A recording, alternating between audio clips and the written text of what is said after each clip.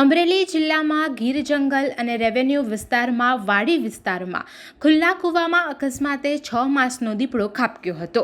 સ્થાનિક લોકોએ વન વિભાગને જાણ કરતા આરએફઓ રાજલ પાઠકની ટીમ તાત્કાલિક ઘટના સ્થળે પહોંચી દીપડાનું દોરડા પાંજરા મારફતે રેસ્ક્યુ ઓપરેશન હાથ ધરવામાં આવ્યું હતું. વન કર્મચારીઓ દ્વારા દીપડાનું રેસ્ક્યુ ઓપરેશન કરી દીપડાને જીવિત બહાર કાઢવામાં સફળતા મળી છે. ગુજરાતમાં હાલ વાયરલ એન્કેફેલાઇટિસના કુલ 71 કેસ છે, જેમાં સાબરકાંઠામાં 8, અમદાવાદ શહેર, અરવલ્લી, મહેસાણામાં 4, મહીસાગર, રાજકોટ ગ્રામ્ય, સુરેન્દ્રનગર, બનાસકાંઠામાં 2, ગાંધીનગર ગ્રામ્ય, ખેડામાં 5, પંચમહાલમાં 11, વડોદરા શહેર, વડોદરા ગ્રામ્ય, નર્મદા, ભાવનગર, દેવભૂમિ દ્વારકા, રાજકોટ શહેર, કચ્છમાં 1 કેસનો સમાવેશ થાય છે. શંકાસ્પદ દર્દીઓના સેમ્પલ પુણે મોકલવામાં આવ્યા હતા. આ રિપોર્ટના પરિણામ પણ આવવાનું શરૂ થઈ ગયું છે, જેમાં અરવલ્લી, મહેસાણામાં સૌથી વધુ 2, સાબરકાંઠા, ગાંધીનગર, પંચમહાલ, મોરબી, વડોદરામાંથી 1 દર્દીઓના કેસ પોઝિટિવ મળી આવ્યા છે. ઇન્ડિયન કોસ્ટ ગાર્ડનું તોફાની સમુદ્રમાં દિલધડક રેસ્ક્યુ ઓપરેશન સામે આવ્યું છે.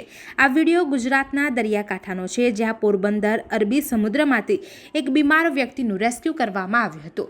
વાસ્તવમાં મધદરિયે ઝીલ ટેન્કર પર એક વ્યક્તિની તબિયત લથડી હતી, જેમાં આ વ્યક્તિના દિલના ધબકારા ઘટતા તબિયત લથડી ગઈ હતી.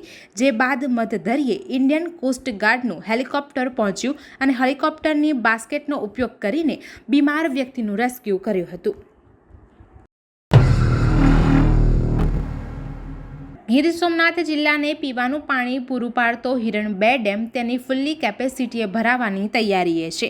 તલાલા તાલુકાના ઉમરેઠી ગામ પાસે આવેલ હિરણ 2 જળાશયમાં ઉપરવાસમાં ભારે વરસાદને કારણે નવા નીરની આવક સતત વધી રહી છે. તેથી ડેમના 7 દરવાજા ખોલતા હેઠવાસના 11 ગામોને એલર્ટ કરાયા છે. જ્યારે તલાલા પંથકની જીવાદોરી સમાન કમલેશ્વર ડેમ 75% ભરાતા 11 ગામોને સાવચેત કરાયા છે. જ્યારે શિંગોડા ડેમમાં 80, હિરણ ડેમમાં 71, રાવલ ડેમમાં 49% પાણીનો ભરાવો થયો છે.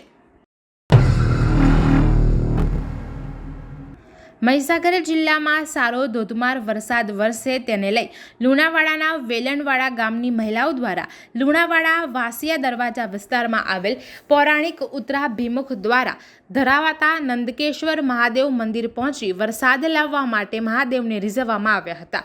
મહીસાગર જિલ્લામાં ચાલુ સિઝનમાં વરસાદ નહિવત થતાં ખેડૂતો ચિંતિત બન્યા છે.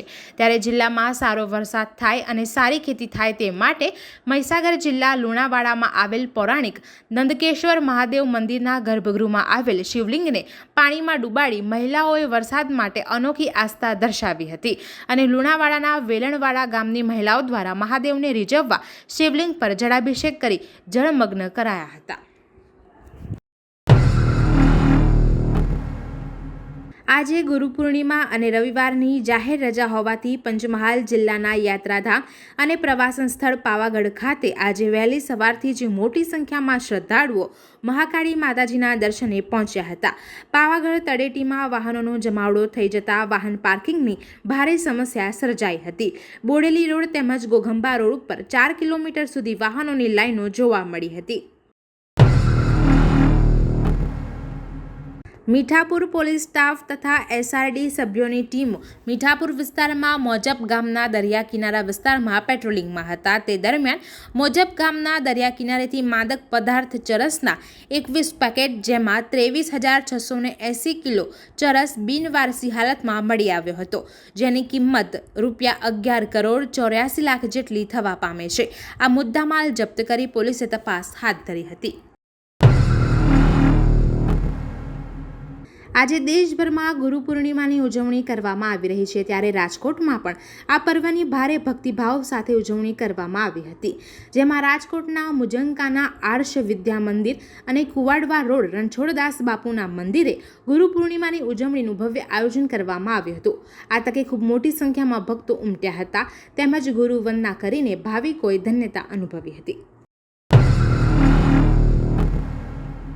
રાજ્યના શહેરી વિસ્તારોના રસ્તાઓને ચોમાસા દરમિયાન થતું નુકસાન નિવારી આવા રસ્તાઓના રિફ્રેશિંગ તથા રિપેરિંગ માટે કુલ ₹100 કરોડની રકમ સ્વર્ણિમ જયંતિ મુખ્યમંત્રી શહેરી વિકાસ યોજનામાંથી ફાળવવાનો નિર્ણય કર્યો છે. રાજ્યમાં ચોમાસા દરમિયાન ભારે વરસાદને કારણે શહેરના રસ્તાઓને થયેલું નુકસાન દુસ્ત કરવા નગરપાલિકાઓ પોતાનું આગોતરું આયોજન અત્યારથી જ હાથ ધરી શકે તેવા હેતુસર આ નાણાંની ફાળવણી એડવાન્સમાં કરવામાં આવશે. સુરતમાં પોલીસ દ્વારા છેલ્લા 1 માસથી વ્યાજખોરો સામે સ્પેશિયલ ડ્રાઈવ ચલાવવામાં આવી રહી છે. ચાલુ મહિનામાં 120 કેસ સામે આવ્યા, જેમાં 58 જેટલી ફરિયાદ દાખલ કરવામાં આવી છે. આજે 23 જેટલા લોકોએ જેઓ વ્યાજખોરના શિકાર બન્યા હતા તેમને તેમની મિલકતના દસ્તાવેજો ગૃહ રાજ્યમંત્રી હર્ષ સંઘવીના હસ્તે આપવામાં આવ્યા હતા. જ્યાં સંઘવીએ જણાવ્યું હતું કે કોઈ પણ સરકારી અધિકારી હોય અથવા તો રાજનેતા હોય વ્યાજખોરીનો ધંધો કરતા હોય તો તેવા લોકોને પણ શોધી કાર્યવાહી કાયદાનું ભાન કરાવવું જોઈએ.